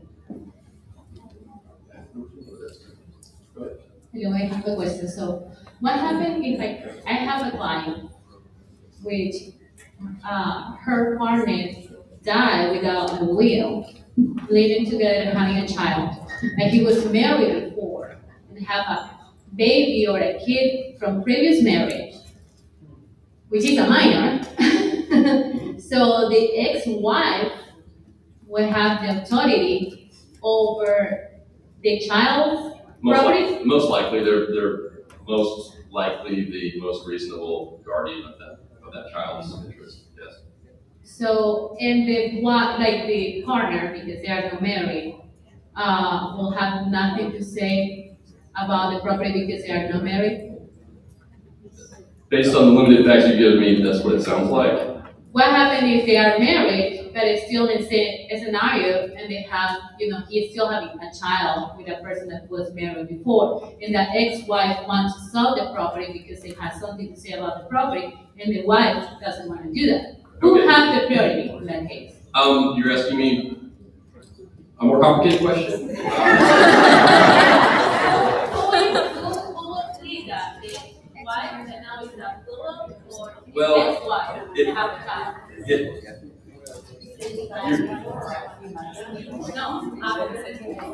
It would depend on a number of factors, including is this the surviving spouse? Are they in fact married? Is the surviving spouse's primary residence? They would have life stage. So you're asking me something that is fact intensive, and I can give you a very clean answer to. But one thing that it brings up, and I would like to mention, in Texas, and like in most other states, if you get married, you are married until death or divorce. You can't end the marriage by moving away, or just saying, I would love to do more, or remember Michael from the office declaring bankruptcy, or saying, I declare bankruptcy. You can't say, I am now divorced. No, you're still married. And I face this problem a lot with Latino families, especially. They'd rather just like move away. They move away for long enough to know that marriage is higher or something like that. It doesn't magically happen. So we do get situations where a married couple, they may have an understanding that someone is now the owner of the property, but unfortunately the law doesn't see it that way. If they're married and they own property, they buy a property during that marriage, it's most likely community property, and when they want to go and sell that, you're going to be dredging up an old claim or bad relationship that's going to require some attention. And it's culturally, it's just something that we have to deal with. And last question, Joe, I have a quick, actually, I just wanted to clarify this because I think this is a very common misunderstanding with all our clients. And it's a different document, but very common. The power of attorney brings a lot of confusion because when our client passes, especially in the middle of a transaction, the power of attorney thinks that they still hold the power of attorney, right? Correct. The authority of an attorney in fact, the power of attorney expires when the grantor of that power dies. So keep that in mind. Some people think, oh, I have power of attorney, that they think they're entitled to be the executor of that estate. They're not the same thing. Also, one thing that Eric mentioned is in terms of real estate and using power of attorney, most title underwriters want the power of attorney to be specific to real property. So you may have a general statutory verbal power of attorney that says I grant all these powers for everything. That's great. It's very effective. It's a great tool to have. Everybody needs to discuss that with elderly parents and elderly clients. But title companies have a higher standard, and they are going to be more particular about wanting the legal description to those properties in that power of attorney. They want to be specific to those properties. So keep an eye out for that. If somebody presents you with a power of attorney and it does not include legal descriptions, and the person that granted that power still has capacity, they're still around, discuss with them consulting with an attorney to address that. Or submit that power of attorney to the title company, and we'll have that conversation with them. Glad to do that. Thank you. Thanks, everybody.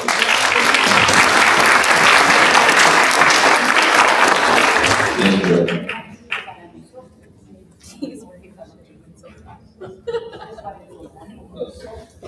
All right, guys, it's time for our second raffle.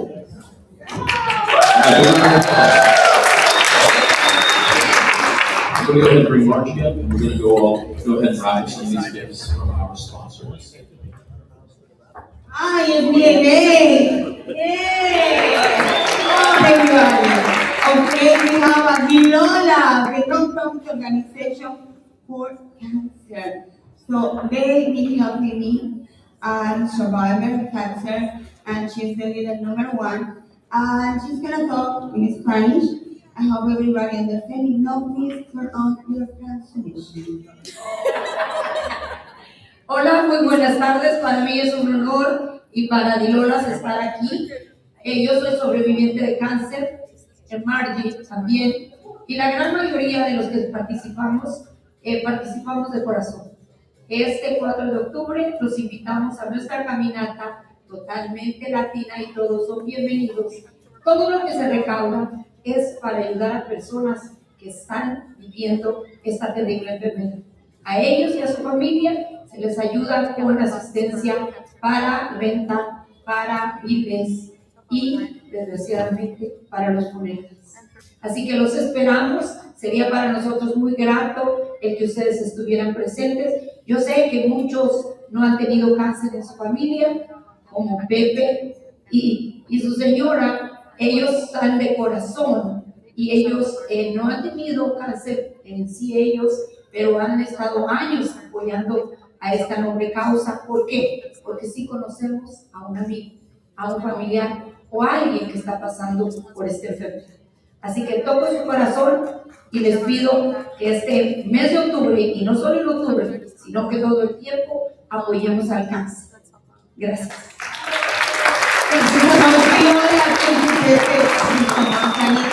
October 4.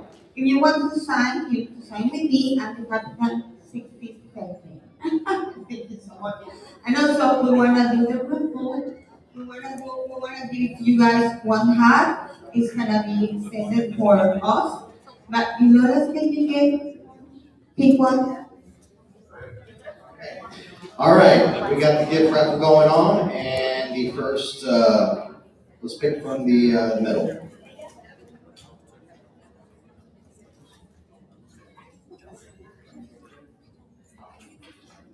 Okay, we have a winner, Suzanne Lunada. Come on up. Congratulations. Thank you so much for Susan Lunada. I will give you the hat, Susan. Thank you, Dinora. I appreciate it. Stay here with us. Thank you. Thank you so much. Feedback, support, means no problem. Well, our next gift is Dog's Room. What is Dog's Room? Dog's Roofing? Yeah, Dog's Roofing. Come on up, It's Dog's very good. You see, and it's very good and that helps a lot. Thank you for your support, your sponsorship, Mr. Doc. And when you're ready, pick from the stash. And our winner is Carolina Guzman. Oh my God, you're a lucky boy always. Tell me about it. Can you talk to me about roofing? Hello everybody, I'm Alexis with Dog's Roofing. Follows realtors, free inspections, buyers and sellers. Y también ofrecemos apagar a cerrar, por favor. Well, he's gonna do free inspection for everybody. Yeah? Wow. Thank you so much. Thank you so much. Thank you, Dog's Roofing. We appreciate it, sir. Now we have a credit union. We have a Chris Gaston. Where is Chris? Thank you so much for coming. And Chris Gaston. Veronica Rivera. Come on up. Let's get a winner here.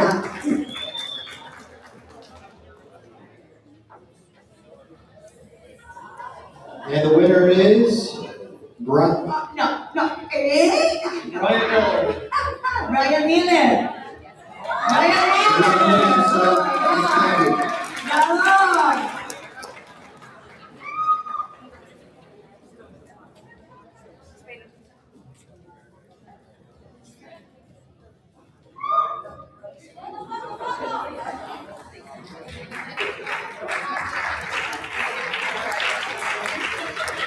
Good afternoon, my name is Chris Gaston. I'm the real estate relationship executive Black Credit in Texas. Glad to be here. And we're here for you to help support you, your business, and your clients. So at the credit union, I work with the mortgage team. We have over 150 loan programs, and we offer everything that your normal mortgage company does. So we have a lot of great portfolio loan products that we offer via credit union. A lot of outside the box stuff. We do 100% financing on any property in the state of Texas under the conforming loan limit.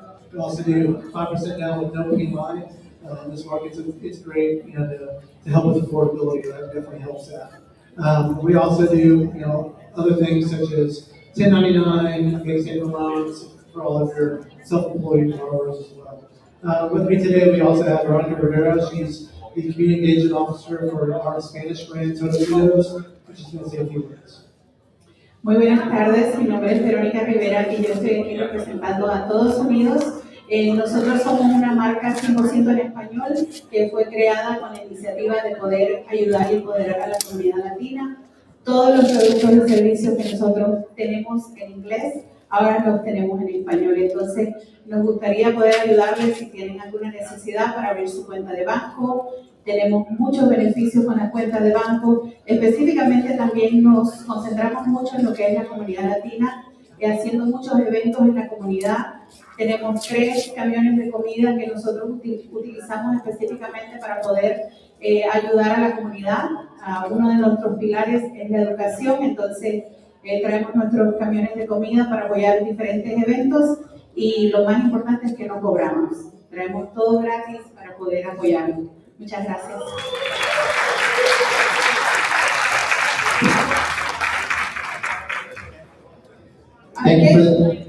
Thank you, Credit Union Texas. Thank you for your support and your sponsorship. It's a business today too. Well, our next one is Rooted Insurance. Thank you so much. Kiera here with Rooted Insurance. Thank you for your support and your sponsorship. She's going to pick out the winner here from the raffle. And the winner is Enrique Morales. Congratulations.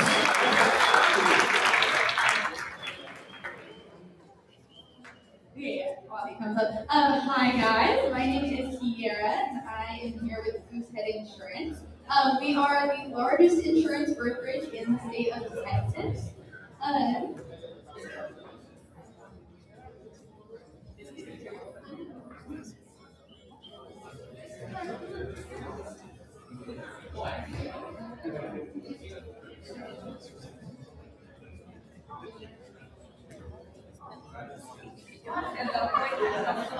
Enrique José Morales. Okay.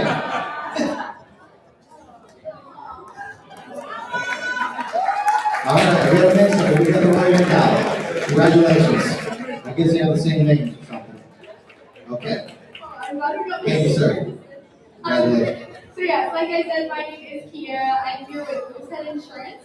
We are the largest insurance brokerage in the state of Texas, and we do home and auto, all property and casualty, so umbrella insurance, flood insurance as well. But we work with about 80 different insurance companies in the state of Texas.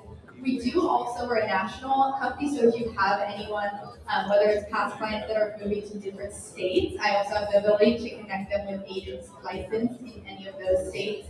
But yeah, we work directly with the loan officer, the realtor, and the client to make sure that all sides of the transaction are in agreement of what the insurance policy needs, age of the roof, just all the information about the home. So we make sure that it's, that we have full information, that it's all under the standards that the loan needs it to be. And yeah, so yeah. Thank you, Thank you. I do want to give a testimony to Kiera. She helped one of my clients, one of my buyers with insurance. She's been phenomenal, great customer service. She took care of my clients, so I highly recommend her. Thank you. Now we have a Cano Molina. Yeah. Cano Molina's in the house. Thank you again for your support. All right. Next couple, we're going to do the raffle. All right. Winner is Hammett Tony Hammond? Mr. and Mrs. Hammond. Tawny Hammond. All right, we'll go to the next one. I think they left. Don't look. It's Maria Rendon. Maria Rendon. Congratulations, Maria Rendon. We have a winner. Come on up.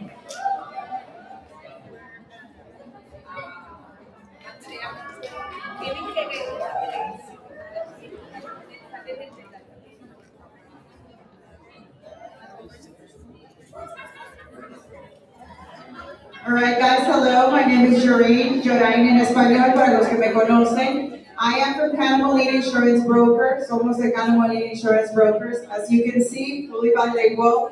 Been in the industry for over 25 years back home. When we moved to the United States, Texas, we decided to enlarge our vision, to enlarge our prospect, and help the Latino community. Being fully bilingual, it was a very good opportunity that we embraced the minute we moved here. We represent almost all of the companies, all the carriers. We do all types of insurance. And one of our best highlights will be fast, easy, and 24/7 response when it comes to quoting. We do Spanish, we do English, you name it, we have it all. We have it all. 24/7, always available, easy to contact us. Thank you so much. Now we have another sponsor, and he's a mortgage, and something will come my attention. He looks very young. Can you get something?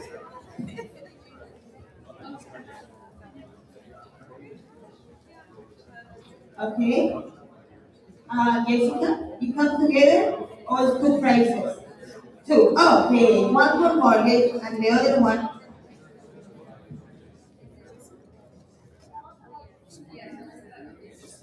Tell us about your business. Who's the winner? Phoebe Louise Cleora. Congratulations. You want to help you to repair and talk about your business. So my name is Marcus Wright. I'm an officer with Contact Marketing. We are an independent mortgage brokerage out of Dallas, specifically in the area. We have all different types of programs. So we work with international companies. We also have an independent tax and credit team. So we handle the issues that your clients can have with tax or credit. We help around with that. Yeah, we are bilingual. We speak languages, English, Spanish, whatever you say, we probably do it. A little bit of a chance to emphasize that. If you guys have a scenario that is tricky or messy, you can put it by us. We'll take a look at it. Thank you so much. The next one is going to be the text. Well, the text is going to be to do by email. So please give me the yes. Thank you so much. The next one is going to be Jessica Wright. Jessica, thank you so much. Haven't talked to your business. Thank you so much to all our sponsors and everybody who is here with us. Hey everybody. So I apologize. Marcus and I both, I'll wait till everybody's done talking. I don't want to take from y'all's conversations.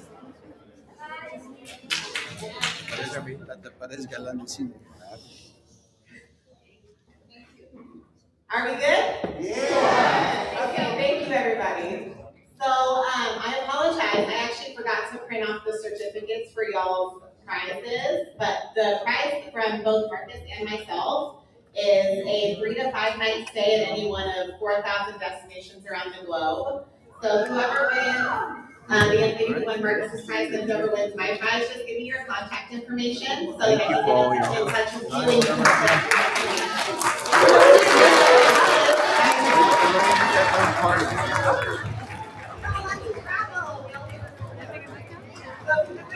No. I did bring a little gift. It's a cup that says everything I touch turns to gold. And I did put in here, because I know it's hot in Texas, a special little bottle of electrolytes for you to add to the cup. Stay hydrated on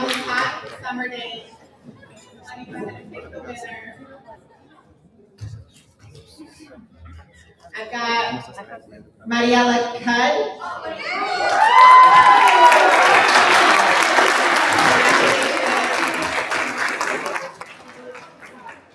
And I'll just tell y'all a little bit about my business. So I own Healthy Wealthy Babe Tax and Credit Solutions. I help y'all get your clients to the closing table. Anybody that you have here, yes, that's for you. So I work with clients who need help getting to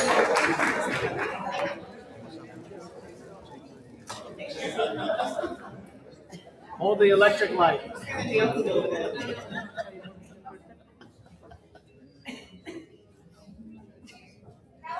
Real fast. So any of your clients who are having trouble getting to the closing table because of credit challenges, I would love to help them clean up their credit reports and improve their credit score so that they can get approved. Homeownership has been my specialty for the last 4.5 to 5 years. All of my clients come as referrals from realtors and mortgage lenders, so that's like really all of what I do. So if y'all have any clients who need help with their credit, please shoot me a text, introduce them in a group text with me, and I'll take it from there and I'll send them right back to you within the next 3 to 6 months ready for approval. Thank you so much. Thank you so much, Jessica. And it's nice to see you again. It's one of the favorite sponsors tonight, huh?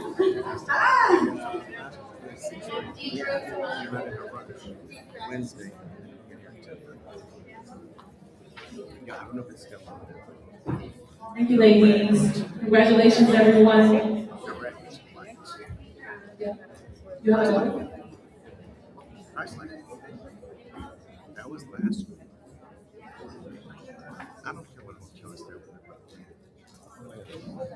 Okay, everyone, thank you for sticking around. We just got a few more items.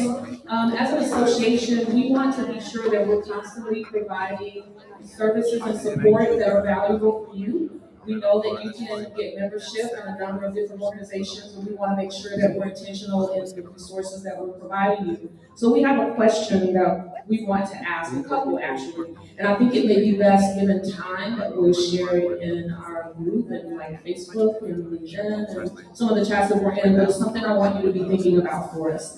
So if we could provide one resource program or educational opportunity that would make a meaningful difference in your business, your career, or community impact, what would it be?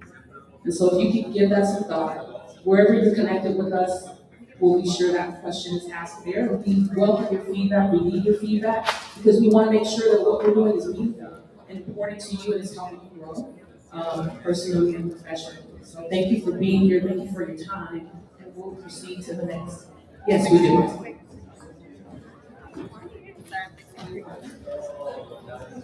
And you guys stick around, we have a special guest coming, so don't leave, and then we have the grand prize for Vegas.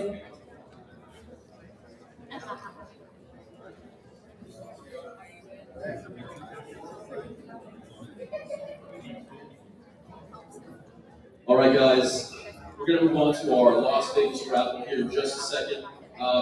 Real quick, I want to give a brief testimonial about how NAHREP has impacted me and why this event is so important. The Avance Global event is in September. It is going to be mid-September. And guys, I just want to say that NAHREP has impacted my life. I started my career in 2017.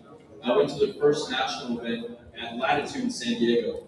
Since then, NAHREP has essentially catapulted me and got me connections to my real estate career.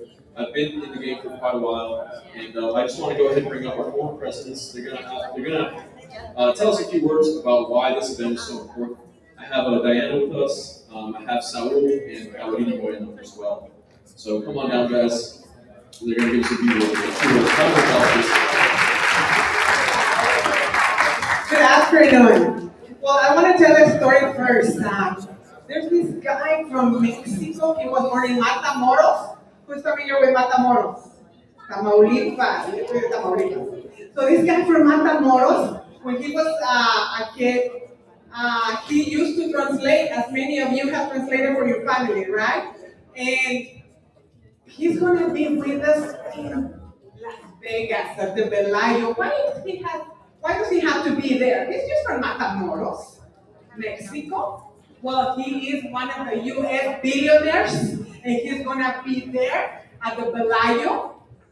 And I'm sure you want to be there and share the room with these billionaires. We also want to have Daniel Lubeski, which is the co-founder of Kind Snacks, another billionaire. Who else do we have, Saul? We have Chef Jose Andres. And we have 8 conferences happening at the same time. We have the number one billionaire Latina, which is the CEO for a mortgage company. She's going to be there in the same room with you, sharing everything that she knows about mortgages and how she created this 1 billion company. Do you want to be there? The ticket is not that expensive, and you can have 8 conferences at the same time at the Bellagio. But the most important thing is that we have an event for your kids. If you have kids between 18 and 35, they only pay $199 because they are the next generation. You are creating wealth, but what is going to happen with that wealth? Where is going to go? So you have to prepare your kids. Oh, but Diana, I'm not in real estate, I'm in construction. Well, we have another conference happening for construction. Well, I don't do construction, I do insurance. We have something for you too. We have something from everybody. So 8 conferences happening in the Bellagio. You have to be there. I want to be there. I want to learn from Fernando de León, a billionaire Tamaulipeco como yo, from Matamoros, Tamaulipas. And he's here in Uptown, billionaire, one of the billionaires in the US. Do you want to be there? Yes, September 13th from the 17th, you have to be there. And we're going to have Martin again. You really better be there. You have to be there. So if you need more information, just go to NAHREP.org and share the room with these billionaires. Latino billionaires, Latino in sport. You have a kid that is in sport, you have to be there because we're going to have Olympians there. Everybody's going to be there, and all of these are billionaires, but the best thing is they're Latinos like you and me. I hope to see you there. Awesome! Right? Alright guys, I'll make this very simple. My name is Saul Sanchez. Not to brag upon, but Diana and Carolina were my right, and Joel over there, and Omar were my right and my left hand when I founded this chapter in 2017. Thank you, Jose, for recommending this to me. Going back to Las Vegas, ladies and gentlemen, you need to invest in your business. I know that check comes in, it's a big check. What am I going to do with it? Go back and invest into your business. Las Vegas has made a lot of us very successful. Even made some of us millionaires. Some of you guys are talking to some millionaires here that are very humble. They're not showing their money. But what they did, they jumped. And then the parachute opened. So we're telling you, jump. Jump to the opportunity. I don't care what kind of business you're doing, you're going to get connected. Okay? So now, for example, now I'm doing tours to Mexico for Días de los Muertos in Puerto Vallarta. I'm taking agents and investors. Why? Because if I take my investor over there, I'm going to get paid. Right? So I'm thinking outside of the box. Who introduced me to this? Someone in San Diego at a NAHREP convention. So you're talking to some millionaires here that are closing 100 to 250 transactions a year. And where did they learn this at? At the NAHREP convention. Why? Because someone like Jennifer or Betty, they were humble enough to just sit there with them and tell them, hey, how do you close 300 a year or 500 a year? There's a guy that I know, Mark Dimas, closing 1,000 transactions a year. So I'm telling you, buy the ticket today, okay? No excuses. Go find the money somewhere. I'm going to hand this microphone back to Ricky. God bless you. We'll see you in Las Vegas. Okay, now for the moment we've all been waiting for. Back from the dead. Everyone, give it up for David. All right, round of please.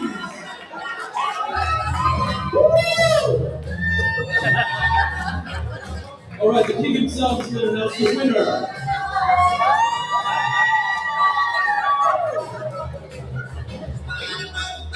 All right, everybody pumped up. Vegas?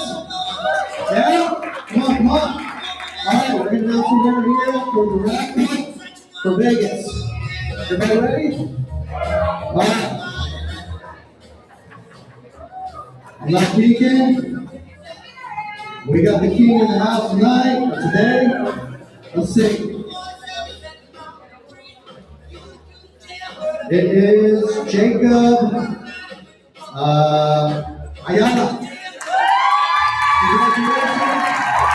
Come on.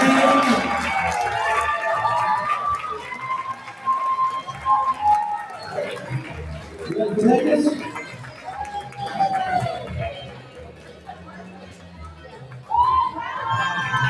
All right. Feel excited? Say a few words. I just appreciate the opportunity. Miss Janie right here invited me to this event. I kind of just put my foot in the door to real estate, and I just think it's an amazing opportunity for me.